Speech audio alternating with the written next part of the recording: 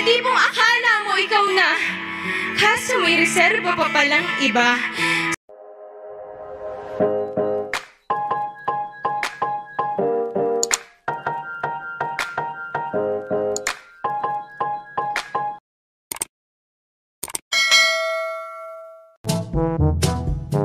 Ako si Jack. Half Filipino, half niloloko. 18 years na akong nabubuhay sa mundong to. 7 taon na akong taken for granted sa'yo. Minsan, napag-iisip-isip ko kung bakit napakarami ng mga taong seryoso ang mundo ko. Napagtanto ko rin na may mga taong tinilalain ka na tila talang maningning. Susubukan kang abutin at angkinin pero pag napunta na sa kanila ay pakakawalan lang din.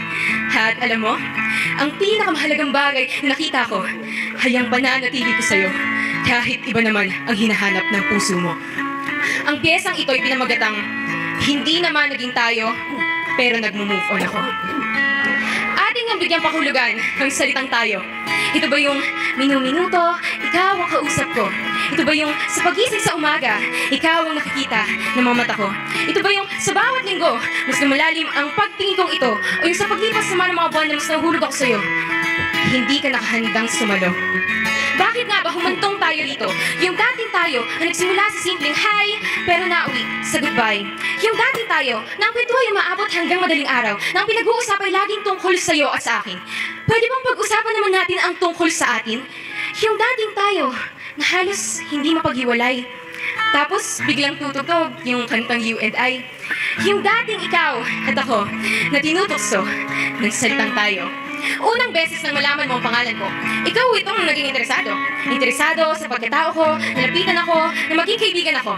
At pumayag naman ako dahil ang gusto ko ay maging magkaibigan tayo. Pero bakit ako pa itong dihado? Bakit kasi sa dinami-rami na babae na maaari mong pasinin, ako pa itong nakuha ng iyong atensyon, ako pa isinubukan mong gawing koleksyon, ako pa ang iyong naging koleksyon, ako pa itong ginawan mo ng aksyon dahil isa lang pala akong simpleng misyon. Ang pa-fall mo kasi, pa-fall, yung tipong ipaparamdam sa'yo na espesyal ka pero hindi pala ikaw ang pinakamahalaga, pa-fall. Hindi pong parang may kayo, pero ang puso niya pala hindi inaalay para sa'yo, pa-fall. Hindi pong akala mo masaya, pero iiwan ka rin pala, pa-fall. Hindi pong akala mo ikaw na, kaso may reserba pa palang iba. Sana naman pinaghanda mo ako sa iyong paglisan. Hindi naman kita pipigilan. Kasi hanggang ngayon, iniisip ko kung saan ako nagkulang at kung paano tayo natapos. Pero ano nga bang tatapusin kung wala namang nasimulan? Sabay nating pinasok to, pero ba't ako na lang tong nasa dulo?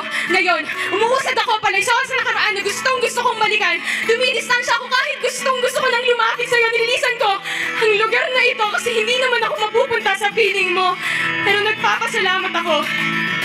Salamat sa panandali ang kilig na dulot ng inahala akong tunay na pag-ibig. Salamat dahil sa maikling panahon, may mga alaala akong mababaon. Salamat sa panghaharana mo tuwing umaga na may kaakibat na pagpapasaya. Salamat sa pananakit na siyang tangi kong nakikita tuwing ako'y pumipikit. Salamat dahil ikaw ang naging dahilan ng pagluha ko. Salamat sa pag-iwan ng marka sa isipan ko dahil ngayon, sa huling pagkakataon, muli ko itong bibigkasin. Mahal kita, pero tama na.